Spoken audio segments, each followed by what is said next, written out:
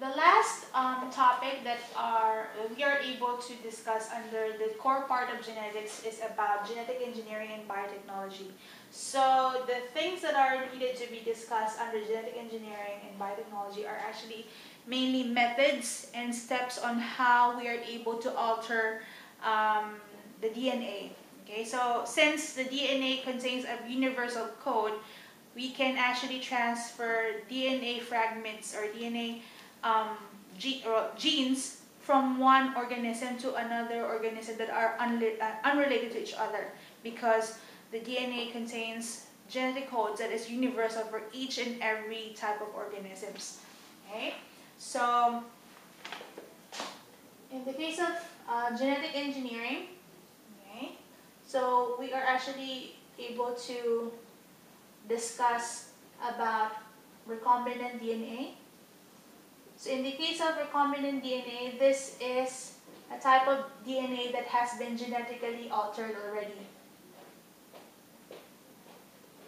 Okay, so let's just say if it's going to be genetically altered, so maybe we are going to insert an insulin producing gene, okay, coming from a human to the DNA of a bacterium. So in that way, it's already, the process is already producing recombinant DNA. So we just need to elaborate on the steps that is actually required for the DNA transfer. So we have to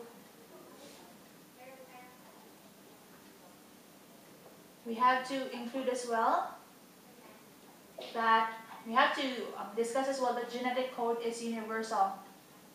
So just like what I've said a while ago, that since the sequences of bases is common for all types of organisms, whether it's going to be a prokaryotic organism or a eukaryotic organism, it's common for all. So we are able to transfer insert or transfer a specific gene that is being produced by a human to a bacterium, just like what our examples a while ago is. So now, in the process of genetic engineering, we have to include the methods that are being used. Okay? And of course, we have to explain what the processes are, okay, and their goals. Okay, so for example, we have the PCR or the polymerase chain reaction. The goal of the PCR is to amplify minute quantities of DNA. So this is actually being used in paternity tests, or especially in crime scene investigations, wherein we are only able to acquire a very, very small amount of DNA samples. So in this way, PCR, we are able to amplify or to make more copies or replicates of the original DNA sample. Okay, so we have to reiterate. We have to explain further on the process as well. Okay, so next process that are being used, we have to explain about gel electrophoresis. Gel electrophoresis is a process wherein we want to separate organic molecules or organic charged molecules, wherein whenever we subject DNA fragments into an electrophoresis, or we allow electric current to flow through these DNA fragments, they are going to separate. Okay, the fragments are going to separate. So in this way, we are able to see whether there are like similarities between the samples that we are comparing, similarities and differences on the DNA samples that we are comparing with each other. So let's just say in the case of paternity tests, we would see that if the bands that are being used in electrophoresis, the bands that are very, very similar to each other, it means that these two individuals, or the DNA fragments between these two individuals are related to each other. So in the case of crime scene investigation, we would see that we would actually solve who the real culprit is if we are able to see like most common DNA fragments between the victim and the suspect. Okay.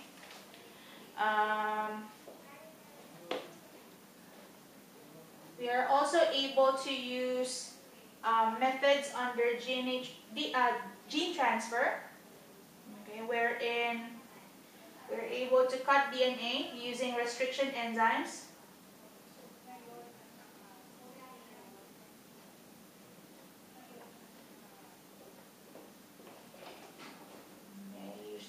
Using restriction. So in the case of restriction enzymes, there are several types of restriction enzymes, and these enzymes cut the DNA strands at a specific point, producing blunt ends or sticky ends. Since we are going to use it in a gene transfer, then we should be able to use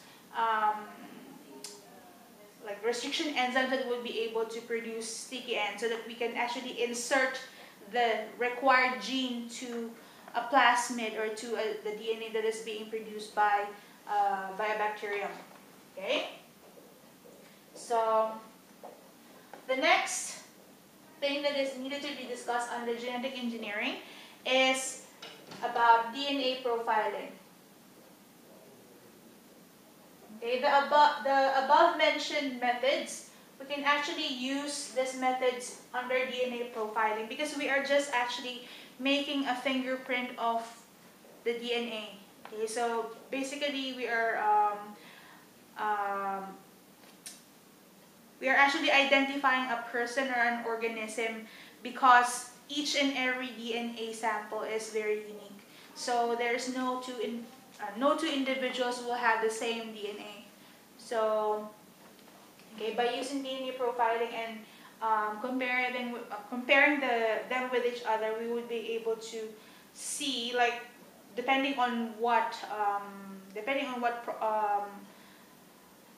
goal that we are trying to use this DNA. Then, for example, if we are going to use this in paternity test, we would be able to see who the real father is. So, or who the real parent is. Okay, so under DNA profiling, okay, we have to highlight the use of satellite DNA. Okay, satellite DNA, these are the intervening lengths of the DNA that does not code for a specific protein. So they're just like an excess of the DNA. Okay, so we also need to mention about restriction enzymes. Okay. Just like what I have mentioned a while ago, restriction enzymes.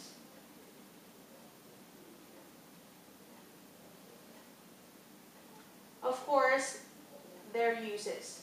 Okay, so uses such as for paternity tests or crime scene investigation.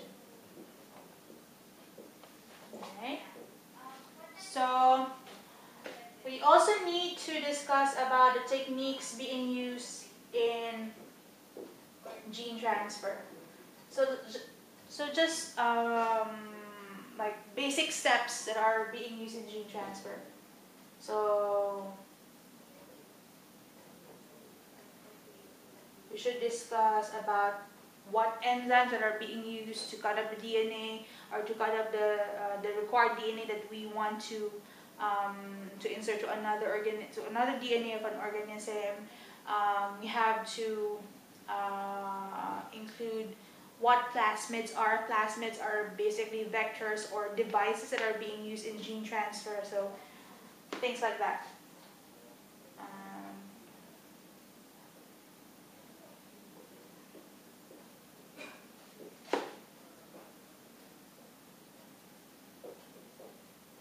Okay, so we should be able to use or give examples of crops or animals that has undergone gene transfer. So for example, the production of Bt maize. So Bt maize, it is actually a crop or maize crop that has actually received a a gene coming from a bacterium. Okay. Okay. So whenever when this crop received this gene coming from a bacterium, it is able to like withstand being eaten by, or it is able to actually survive or not going to be eaten by a specific insect. Okay, so in that case, it actually increases crop yield. Okay. So in this case, so right after explaining the techniques, we have to explain the benefits and harms of gene transfer as well, because there are also ethical standards that are being debated by several groups of people, wherein they're not really comfortable in using gene transfer as a mode of increasing crop yield or increasing the use of animals as in livestock. Okay, so lastly, okay, the last process that is needed to be discussed under genetic engineering is about cloning. So in the case of cloning, this is when we are trying to produce a genetically identical individual that has been derived from a single parent cell. So, of course, the most basic things that are needed to be discussed here is, of course, the process or the method of cloning. And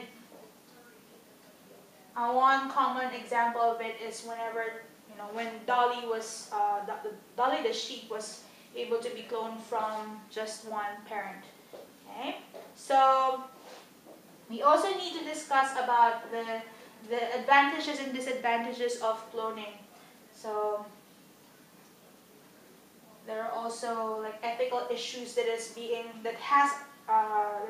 arises from this topic.